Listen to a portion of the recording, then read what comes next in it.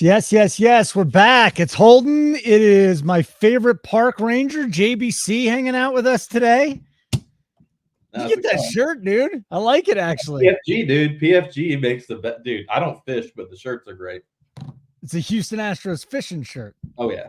And you got a FanDuel shirt or hat to go right with it. You're camouflaged. I love it. I didn't know you were a big fisherman. Definitely not. Definitely never fished since I was 5 years old. Well, listen, we got a special treat for our viewers today. First of all, hit the like button. That'd be great. We're going to talk about the two semifinals in the college football playoffs first.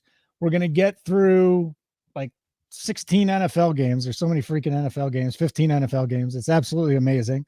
A lot of injuries that we'll discuss too, but JBC will give us his picks on the spread and the total as well. And then if we got time, we'll get into the NFL MVP. Where is Stats? Where is Statsational? That is the big question I have, JBC. Oh man, he's going through it right now. He's trying, he's selling a house that he has, and they were it was supposed to be closed today, and then now it's not. And the buyer is something's going on with the buyer, and now he's got to go over to the house, and he's dealing with a lot of shit today. I thought you were talking about him and cat meat. Wasn't there something going on with him and cat meat? Oh, no. You asked me. I said he was, sucking dick and eating cat food. Oh, it was cat food, not cat food, meat. No, cat food. Yeah, but you know what? I was the cat meat thing really had me going. Everything else is fine. The cat meat thing I could not handle though. No, I was talking about Friskers.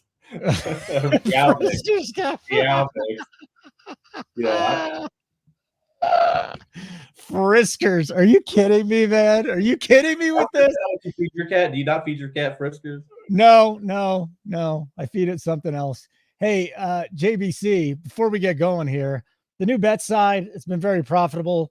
Last night with the Jets, I mean, Christine just keeps crushing with these props. I was already on Njoku, but she got me on Breece Hall, Tyler Conklin, absolutely spectacular stuff. That's just on the prop side. You and Stats is throwing out props in the NBA. That number has just been ridiculous, plus units.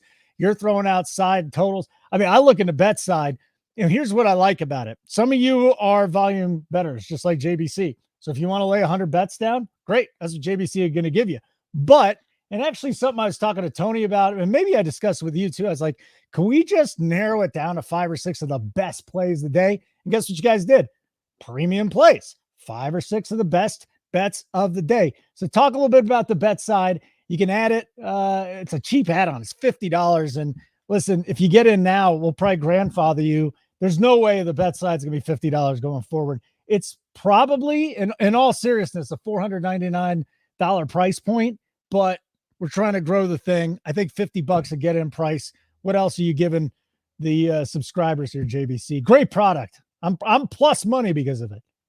Yeah, I mean, we picks on every sport pretty much every day.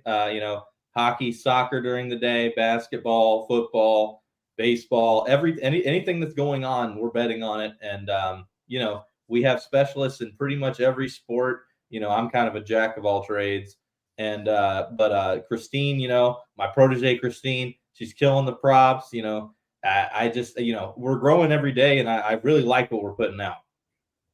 How can I be your protege? You keep laughing. You're like, you're too old to be my protege. I'm sick of this shit. I'm sick of the ageism. Give me a break. None of us old guys are in this new intro here. If you'll notice, it's all people that are under 40. No Uncle T, no JT, no myself. I'm sick of it. You're wearing a freaking fisherman shirt. Can I please be your protege? Yeah. I mean, listen, Holden, I try and teach you every time we're on the fucking show, but sometimes it doesn't take. Maybe you're just not that good at soaking it in. No, I'm definitely not good at soaking it in. The problem is I'm afraid to start tailing in the middle of the season and now at the end of the season. But here's what I know I'm going to do. Playoff time comes around. Boom. I'm going to take it out 2 units on every NFL playoff bet you give me. Because that's the time when you're really good during regular season, but we get to the playoffs, you can just narrow it down, right? Let's go cash. There are fewer, but yeah. Yeah. It didn't sound as confident as I wanted, but yeah, I'm pretty confident. Listen, I'm a volume guy. Yeah, but if you bet the premium plays only, you're up. Right. And those are only 4, 5, or 6 bets. So that's really where every bet, is every bet's positive expectation in a vacuum. So it doesn't matter how many or how few you're taking. You shouldn't have FOMO about the rest of them. All right, let's get into these games here. We're going to start with the college football playoff, to which I know you're very excited about. I am as well. Rose Bowl, Michigan, Alabama, Wolverines minus 246 total. Here's my question for you, JBC. Can the Alabama offense move the ball against Michigan's defense? How's it going to happen? I don't think so. As much as good as Alabama looked against Georgia, I think that more than anything else, Georgia beat Georgia. They shot themselves in the foot several times over the course of the game, missing field goals, turning the ball over, bad penalties, things of that nature, to quote Stephen A. Smith. But, so I really, you can't just only look at that game for Alabama. Like, look at the week before against Auburn. They look like shit. Look at when they played against Texas. They look like shit. They look like shit a lot of times this year. Michigan has been a lot more consistent over the course of the season, and I trust Michigan's defense a lot more than I trust Alabama's defense or offense. I think Michigan's defense is the best unit of the 4 on the field, so I do lean that direction toward Michigan. By the way, we just cashed a bet. If you were tailing JBC today, Kentucky plus 3.5. Oh, they lost. That's crazy. Yeah, but they covered. Who gives a shit if they lost? We don't care. We won. we won with the plus 3.5. Now I gotta go flip over the Tony the Tiger Bowl. Listen, I've never been big into some of the smaller bowls or anything like that. The Poptart Bowl.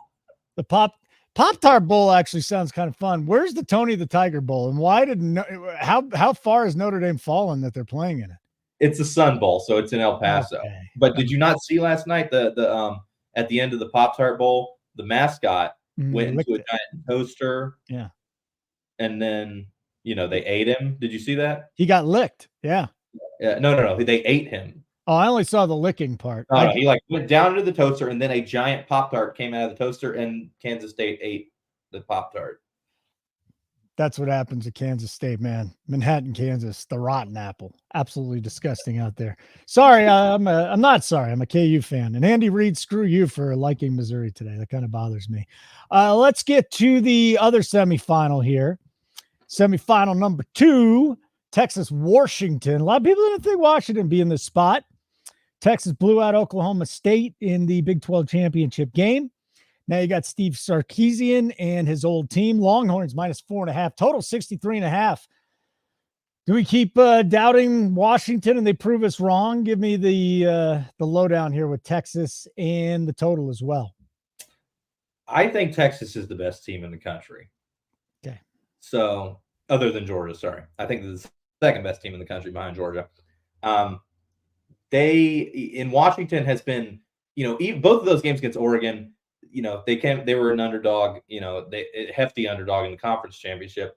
They were the weaker team, a lot of sort of arbitrary things, sort of like what happened to Georgia in the SEC championship game. A lot of arbitrary things went their way. I'm still not really sold on Washington whatsoever to win this game or the national title or anything from here.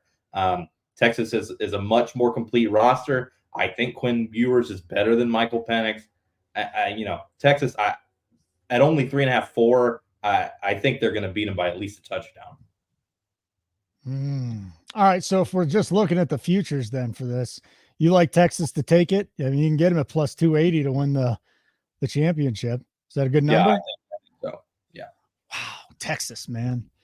That's a rabid fan base, and they were very angry for a long time, but it looks like they found their guy. Like button would be great. We're going to get to the NFL. That'll be tremendous. Stevie Boynton in the house. Holden with the mountain. Yeah, my dad gave me this. He had the cancer. He rang the bell, though. He's been good for a couple of months now, but he lost so much weight. He's like, here, take my flannels. It's perfect, JBC, because I just got demoted to the basement in my own house. Mm-hmm. The daughter needed her own room. She's getting too old. The son needs his own room. I got this shit basement, man. It's not good. Not good. No natural light. Background was good. Where are you? Are you in your living room or your office? Office. Do you have leather-bound books? No, I got a bunch of signed baseballs. Is that a marijuana plant behind you? No, it's just that's the money tree, dude. Oh, I love a good money tree. That's the money tree. Tell me about the signed baseballs. What's your favorite one? Oh man, probably Yogi Berra. Yeah, did you get it yourself or did you buy it? I was a child, so I'm trying to remember.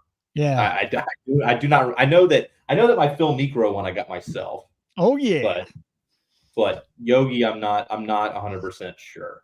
So you were not in Atlanta though. Were you in Atlanta when you got that? So was I. So I probably 12 years old. I went to a card show with Ted Williams. So I got his autograph but I bought a picture with him and Joe DiMaggio on it. Joe DiMaggio came like 6 months later, got him to sign it. I mean, the thing's probably only worth about $1,200-1,300, but sentimentally, there's nothing more important to me because my grandfather said, "Hey, tell Joe DiMaggio they got robbed by Gianfrido." Got no fucking idea what he's saying. I said, he goes, yeah, your grandfather's a smart guy. Let me sign it. So, yeah, there's something about buying stuff where you don't like DraftKings sent me this John Elway, bullshit helmet. I was about to say I have like 4 John Elway autograph things. Don't you? What did they do? They just had like 20 of them and they sent them out to everybody? Although I will say this, my dad got that one in person, one of them, the John Elway one. One of the John Elway. He said he was a huge dickhead. John Elway? Yeah, nice guy. Said he was a massive dickhead. All right, well, your dad had a bad experience. All right, let's get into the NFL, my friend. You got any questions? Hit us up in the chat. Comments, hit us up in the chat. We're going to start with Miami and Baltimore on Sunday, but we'll start with a Saturday night game, which is Detroit at Dallas. So I'm looking here, JBC. I see 4.5s and 5.5. So if you're back in Dallas, take the 4.5. Obviously, with the lines, you can get plus 5.5. Total between 52 and 52.5. Listen, when the Lions play indoors, they score a shit ton of points. I'm more interested in your thoughts on the total than on the side, but break it down for us. Detroit at Dallas, still playoff seeding to be decided.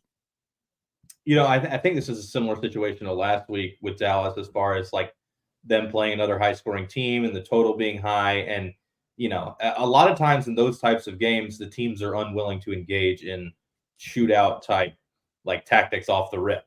I think that I'm trying to remember who they asked Kyle Shanahan last week. They were like, do you go into a game thinking it's going to be low scoring or a shootout? And he said every time right at the beginning of the game, you assume it's going to be low scoring. And if it's going to be a shootout, then you adapt. So both of these teams are probably going to come in and try and run the ball. 52 is it's a huge total, especially for this season. I like it. I like the under here at anything above 51. Ooh, a little under in the Cowboys game. Okay. Duly noted, my friend. Let's move on to our next game.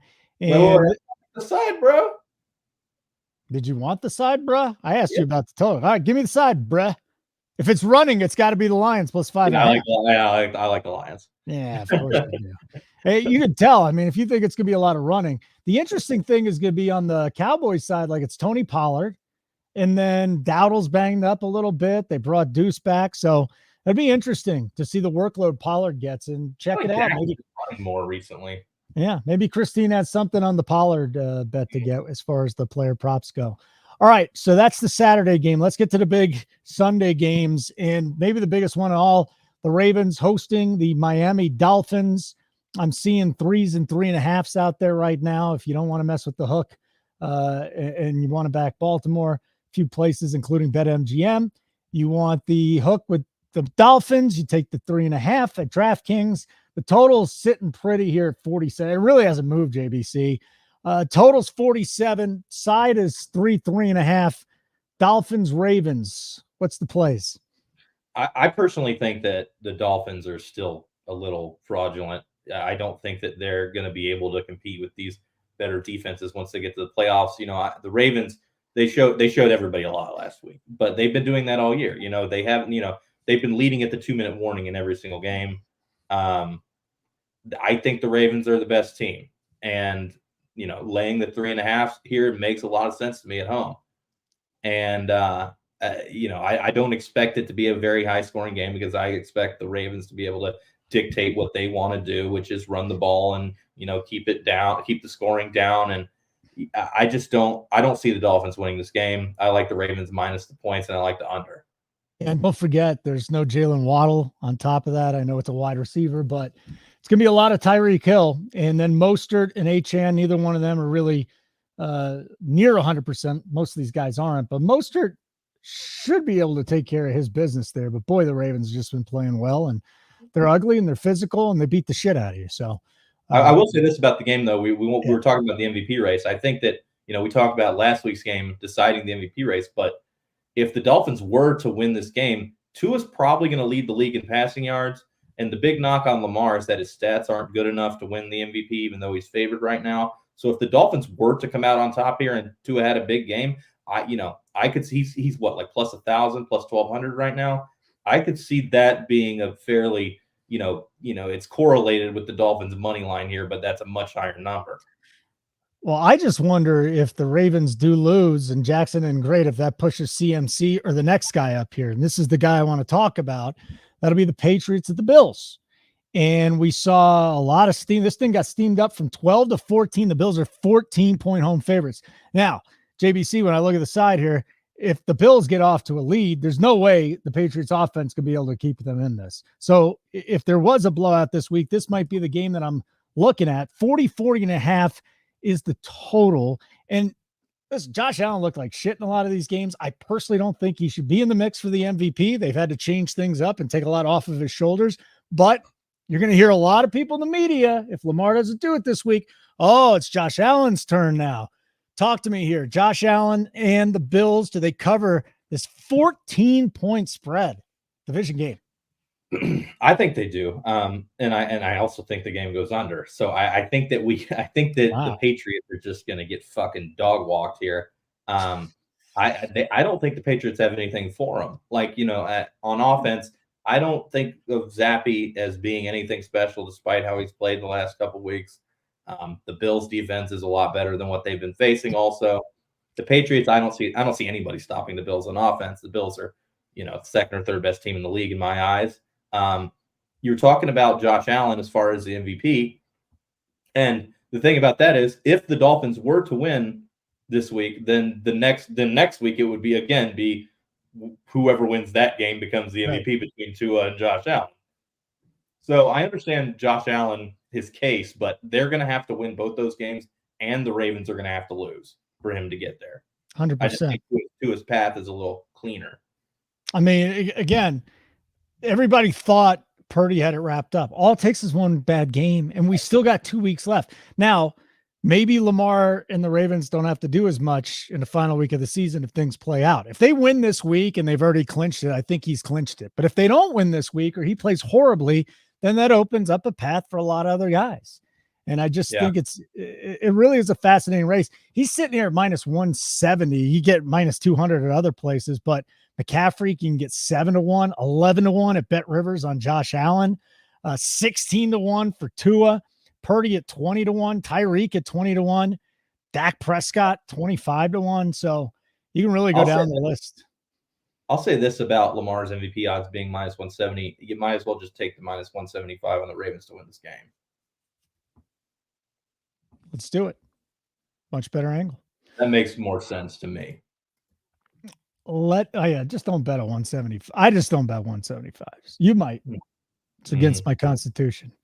All righty then. We got the Falcons at the Bears next, JBC. We could have some snow, which would actually make me want to watch this game. I love snow games. We should all love snow games.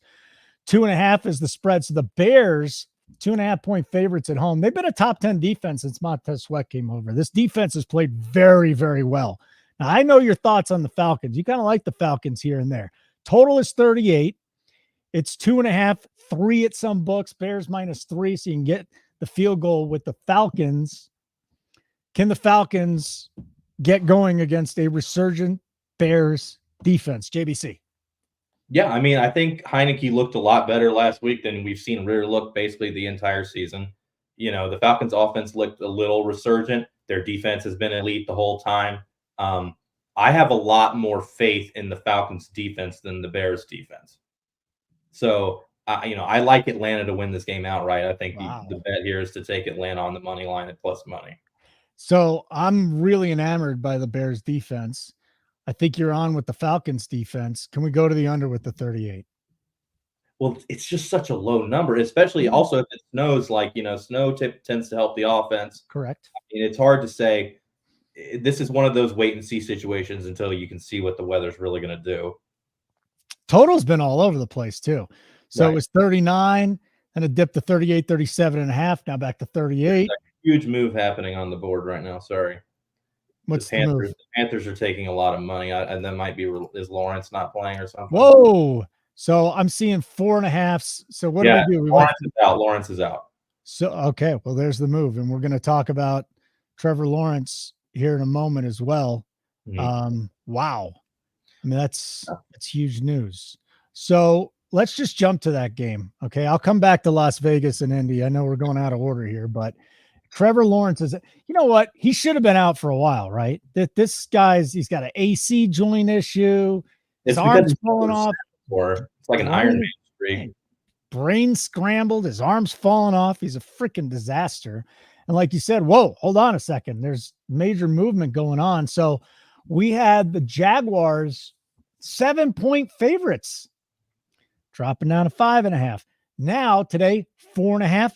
And I just see a 4 pop up at DraftKings. The total sitting at 36.5. This thing has come down from 38 on Christmas, actually 37.5 earlier today. So Lawrence, the injury, he's out, moving the line here. Any immediate thoughts on the -4, 4.5, and the 36.5 total? I mean, I liked Carolina against Lawrence at the higher number at 6.5, 6, 5.5. I like it even more now at 4.5 against Beathard. The Carolinas, we talked about this last week. Carolina's been playing a lot better, especially on offense, than they were early in the season, ever since Reich got fired. The defense has been solid the whole way. I think this is going to be a low-scoring game, and it's kind of coin flippy over who's going to win. And so getting the points in that type of game is something you always want. So I like Carolina here. Even, they've just been – honestly, Carolina has been better than Jacksonville over the last couple of weeks. I agree. Yeah, I wonder if Jacksonville's offense can be a little bit better without Lawrence. Not because I don't believe in Lawrence, but just because this dude is like, he's the walking wounded. He should not have been playing. Yeah, I mean, I don't necessarily disagree with you, but, anytime you're sticking a backup in there, I have a lot more faith in the Panthers in this game than I do the Jaguars. 4.5. What would this bet be good down to? Field goal? Yeah, I'd say down to 3.5. I probably wouldn't take 3. 4.5, then we might have to hit it sooner than later. That's a big drop. And you were looking at the board and you found it. Zay Jones has the Q tag. Yeah, I mean, they are running out of weapons. ETN has not been as productive recently. And you mentioned it with the Panthers. At least they're competitive now. They scored points last week. You're right. There's a big shootout. And I'm with you. All right, that might be one. If you make that a premium play, got to get on that, dude. Panthers came through on the premium last week, that backdoor. Well, let's see if they can do it again. Let's go to Vegas at Indianapolis. We got some news here with Pittman.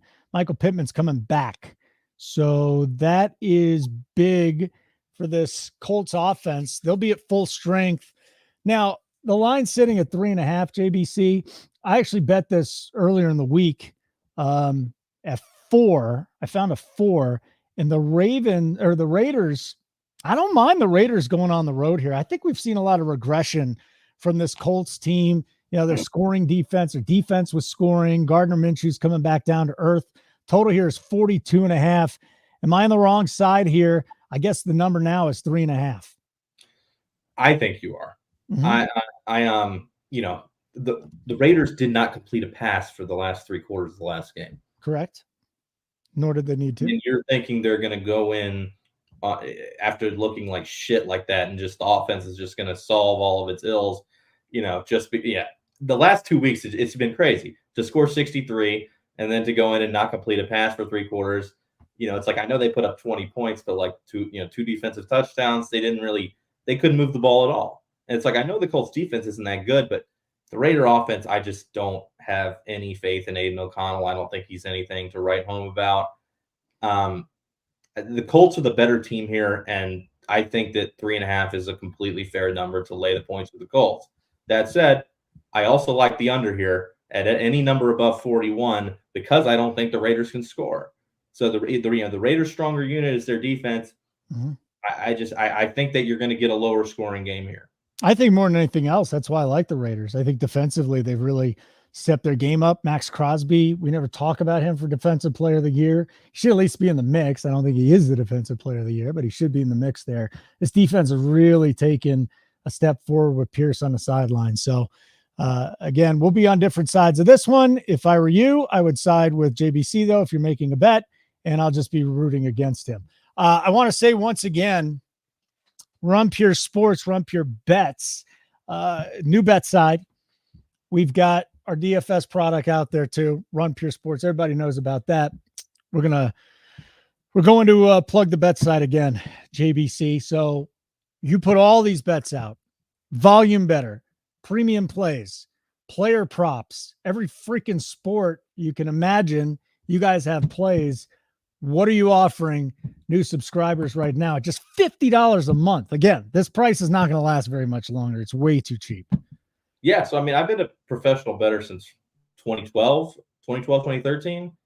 And I mean, when you've been doing it for that long, you learn how to find the edge in pretty much every sport. So any game you're wanting to bet, I'll be able to find something there for you, and anything you're wanting to bet big, I can tell you what the big edges are. I've been doing it a long time, and the people that subscribe, they win money. You see the tickets every fucking week. People are winning tens of thousands of dollars. It's crazy.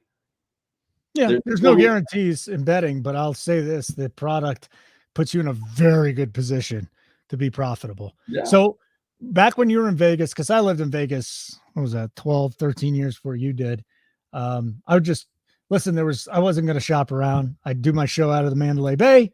I bet at Mandalay Bay. That's what they did. But if you're talking about 2012, sure, there were offshore books. You must have been driving around from casino to casino, which is not easy too, because parking at these places is a son of a bitch. Take me through a typical day of laying NFL bets down back in the day when we didn't have apps. So if it was, let's see, if it was Saturday, it would be, I'd be putting down NFL on like Saturday morning. So it would be before, right when they opened. So 6 or 7 in the morning. I lived in North Las Vegas. Closest one was, Santa Fe Station. So I started at Santa Fe Station, and the limits there were pretty shitty, but it's some fishy lines. It's a rec book. So, you get what you can down there. Typically the limits were like nickel dime bullshit. Get down what you can get down to Santa Fe. Then I would drive down toward the Strip, and I'd go to the Wynn because the Wynn made their own lines. Mm-hmm. So stop in at the Wynn, put in the bets there that I had that big edge on at the Wynn. Turn on to Stone Mountain, go in behind the Mirage and go into behind Treasure Island, go into Treasure Island because they also made their own lines, but the lines were pretty. You could only get a lot of, like, for instance, like sometimes the hockey limits were only like $250. So that was more of a niche thing. When I'd see a line that was really far off at Treasure Island, I'd stop in. Go to the Mirage next for the MGM lines. This way you're avoiding all the traffic on the Strip. So then I'd go in the Mirage to bet anything I wanted to bet at the MGM. Then go around to the Rio for the Caesars lines because that was off the Strip as well, and it's a lot easier to get in and out of. And then end up at the Palms and then the Westgate. That's the key. Stay away from the Strip. Yeah. Don't do it. So that's how you can bet. That was how I could bet at some of the Strip hotels without actually driving onto the Strip. Yeah. Yeah. Because it's just a mess, man. It's just a mess. All right, let's keep going. Our next game will be Arizona and Philly. So the total here is 48.5.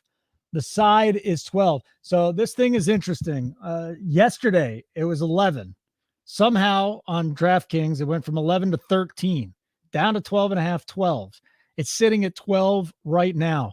I just want to say one thing about Kyler Murray. Tommy DeVito has a higher EPA than Kyler Murray at this point. It's a horrible contract. At least the guy can run, I guess. I'll give him that. this Philly defense, passing defense, is atrocious. So is there any way you see the Cardinals covering this, especially given that the Eagles really have not played good football since about the midway point of the season? I think a big thing about Kyler Murray, or the line movement this week, is that Kyler Murray has missed practice because he's sick, I think. Okay. So he's missed practice the last 2 days. I think he's officially questionable, but I assume he's going to play. But I think the Cardinals have a chance. I don't see I think they can score. Like I know you're sitting here dogging on Kyler Murray, but I don't see any way that Philly's going to stop them, considering, look how Philly looked last week. Like, I was very confident in Philadelphia last week, and they just keep laying these fucking eggs. Like, and it's like the Chiefs. You just, at a certain point, it becomes where they're not what you thought they were, and so I think that this is way too many points to be laying with the Eagles here. And I also like the over, because I don't think the Cardinals will be able to stop the Eagles either. I think we're going to get a shootout in this game. Murray is back at practice. I mean, the over makes the sense. Again, I don't think Kyler Murray's a more than an average quarterback in the NFL. He is coming back from surgery, which, he's probably still getting his feet under him. But the defense for Philadelphia really does make it conducive to some points being put up this week. No question. They don't look good. They don't look good. And that could be a fun one. New Orleans, Tampa Bay. Here's another one that could be a fun one. Baker Mayfield has completed at least 74% of his passes the last 2 weeks. JBC, this is absolutely insane what this dude is doing. It's a 2.5 point spread. I don't know if you can find 3. You're going to have to buy a half point if you want 3. I'm not so sure you want to do that. 2.5 point favorites for the Bucks. Total 42.5. Everybody's down on the Saints. The Bucks are riding high. Can you see New Orleans come in here, make a little bit of noise, and keep it close? Yeah, they're going to win.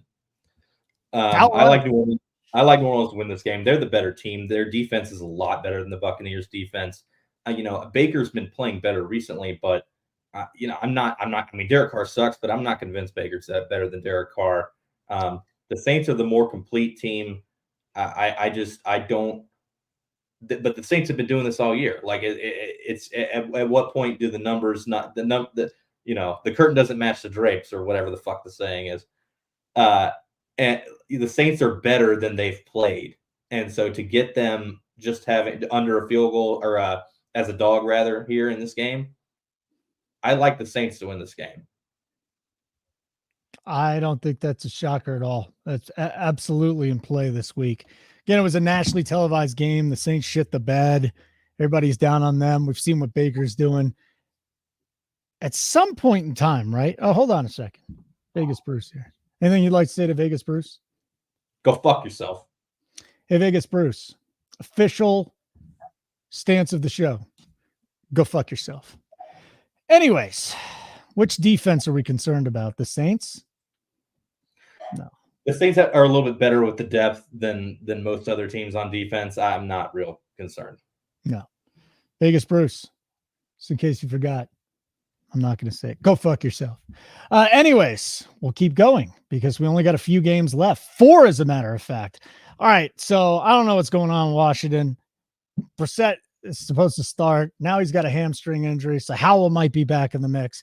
Washington is a gong show on stilts.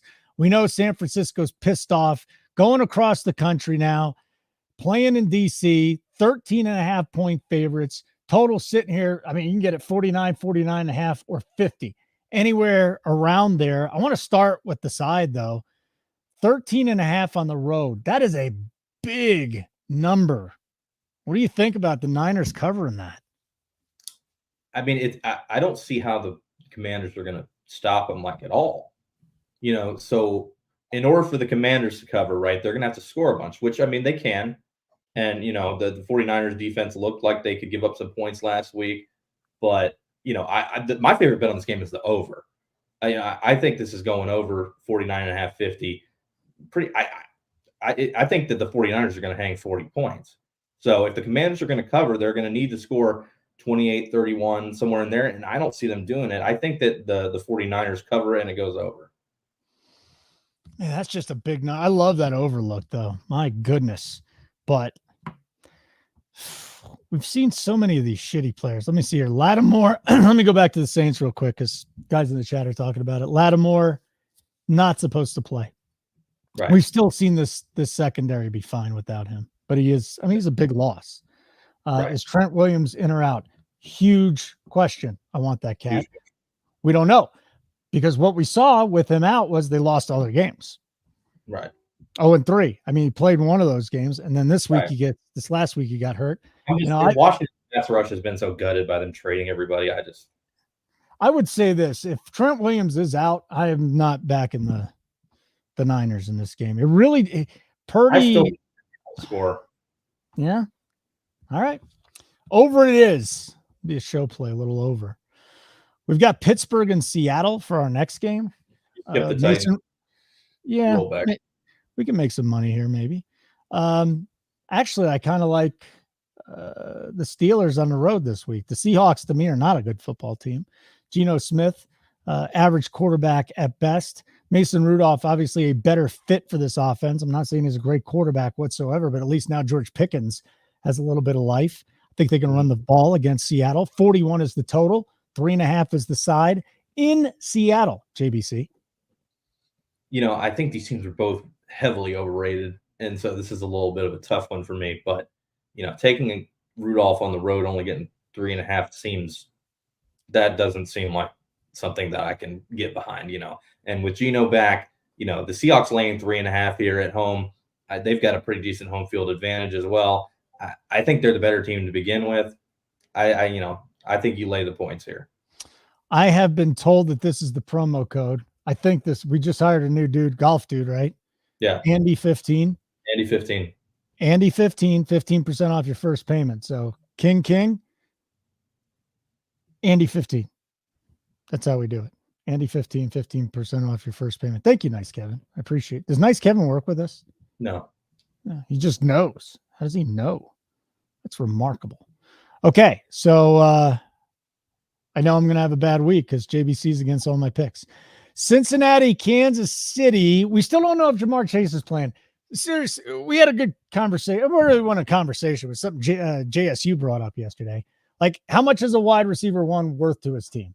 Tyreek, Justin Jefferson, is Jamar Chase one of those guys? Like, we talk about the quarterback being one, moving a line, left tackle two, moving a line. What about a legit wide receiver one? How much is Jamar Chase worth to a line? Half point? I think he's worth more with Burrow out than he would be with Burrow in. Okay, maybe a point. So, because then the backup quarterback can lean on it a little more. And, one of Browning's better performances was against Jacksonville, and he just threw it to Chase like every play. So, but based on Jamar's comments earlier in the week, if he doesn't play, that would be some weak ass shit. So I assume that he is playing. Weak ass shit. And in that instance, I like the Bengals. Even with the Chiefs defense going against Browning being a backup quarterback, they just look completely disjointed on offense. Like, I don't know what's going on with Mahomes, but that last game, that was not the receivers. That was him. He fucked that up.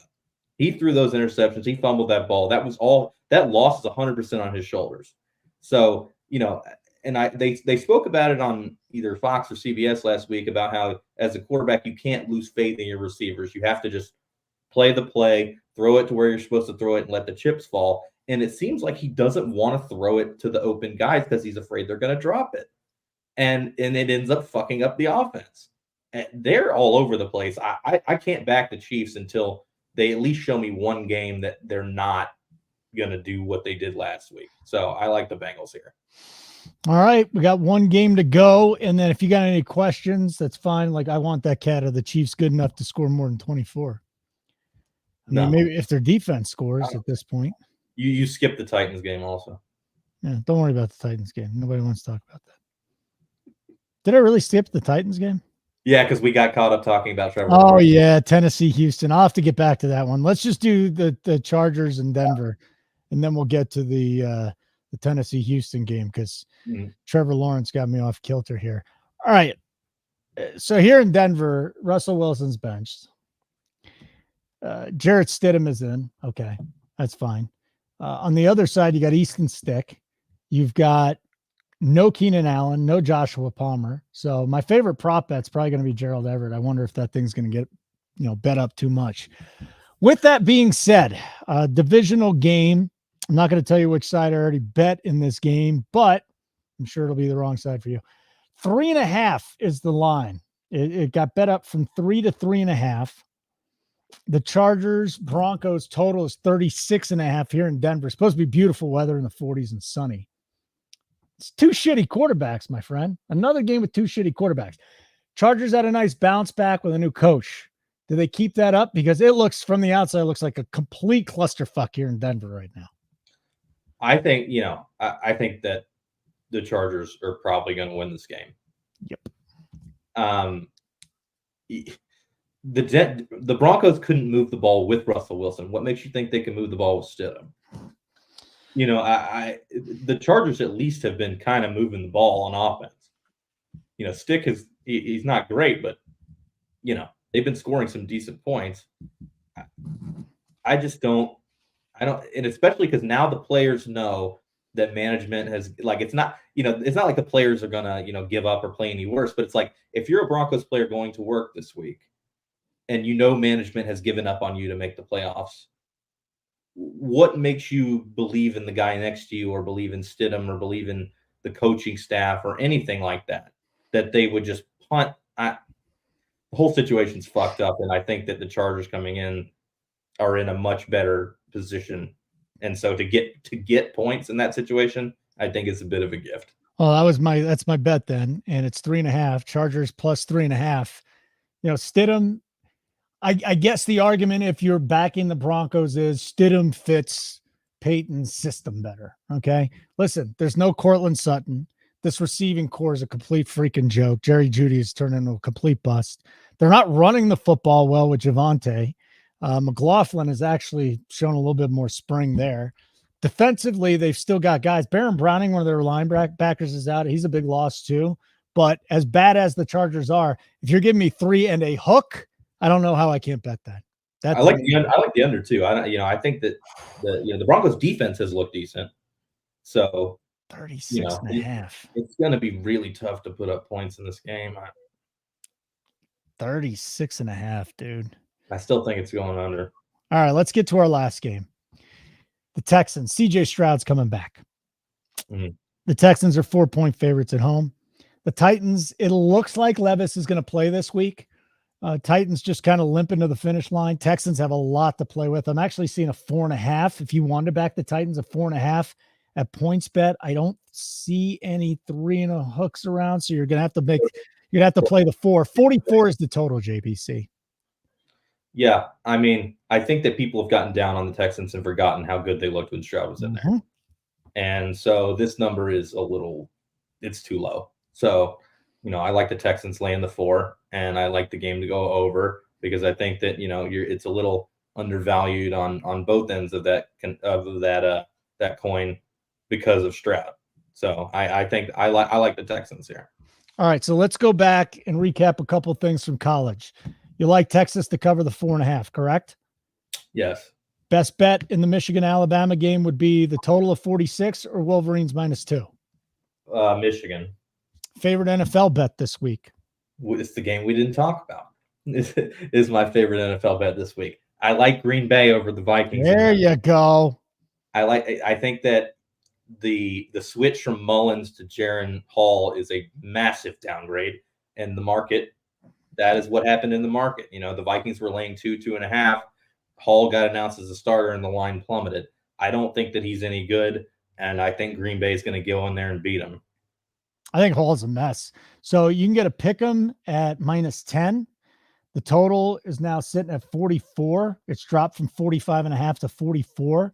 And like you said, when Mullins was in there, it's 2-point favorites for the Vikings, and it's down to a pick 'em or 1 with Jaron Hall. I've seen a little bit of Hall. This guy can't throw the football.